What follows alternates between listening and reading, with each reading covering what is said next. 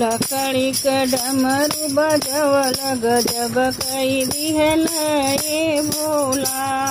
लकड़ी क डमरू बजवल गजब कई दिहल ए भोला।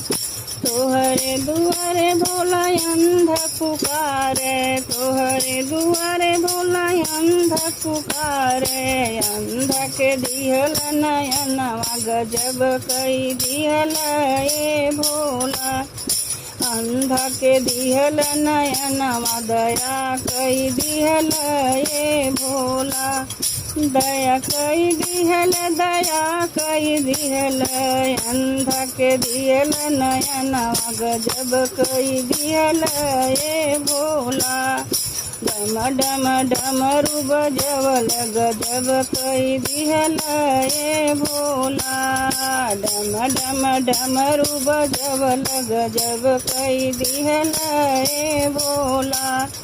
तोहरे दुआरे भोला लंगड़ा पुकारे, तोहरे दुआरे भोला लंगड़ा पुकारे। लंगड़ा के दिहल कोयरवा दया कई दिहल ए भोला। दया कई दिहल, दया कई दिहल। लंगड़ा के दिहल कोयरवा दया कई दिहल ए भोला। तोहरे दुआरे भोला कोढ़िया पुकारे, तोहरे दुआरे भोला कोढ़िया पुकारे। कोढ़िया के काया दे दिहल दया कई दिहल ए भोला। दया कई दिहल, दया कई दिहल। दया कई दिहल, दया कई दिहल ए भोला। डम डम डमरू बजवल गजब कई दिहल ए भोला। डम डम डमरू बजवल गजब कई दिहल ए भोला। तोहरे दुआरे भोला कन्या पुकारे, तोहरे दुआरे भोला कन्या पुकारे। कन्या के बर खोजी दिहल दया कई दिहल ए भोला। दया कई दिहल, दया कई दिहल। दया कई दिहल, दया कई दिहल ए भोला। डम डम डमरू बजवल गजब कई दिहल ए भोला। डम डम डमरू बजवल गजब कई दिहल ए भोला। तोहरे दुआरे भोला बलक पुकारे, तोहरे दुआरे भोला बलक पुकारे।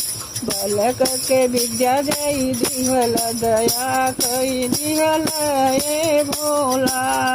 बालक के विद्या दई दिहल दया कई दिहल ए भोला। दया कई दिहल, दया कई दिहल। दया कई दिहल, दया कई दिहल। बालक के विद्या दई दिहल दया कई दिहल ए भोला। डम डम डमरू बजवल गजब कई दिहल ए भोला। तोहरे दुआरे भोला बजनी पुकारे, तोहरे दुआरे भोला बजनी पुकारे। गोदिया में दिहल ललनवा दया कई दिहल ए भोला। गोदिया में दिहल ललनवा दया कई दिहल ए भोला। दया कई दिहल, दया कई दिहल। दया कई दिहल ए भोला। लकड़ी क डमरू बजवल गजब कई दिहल ए भोला। डम डम डमरू बजवल गजब कई दिहल ए भोला।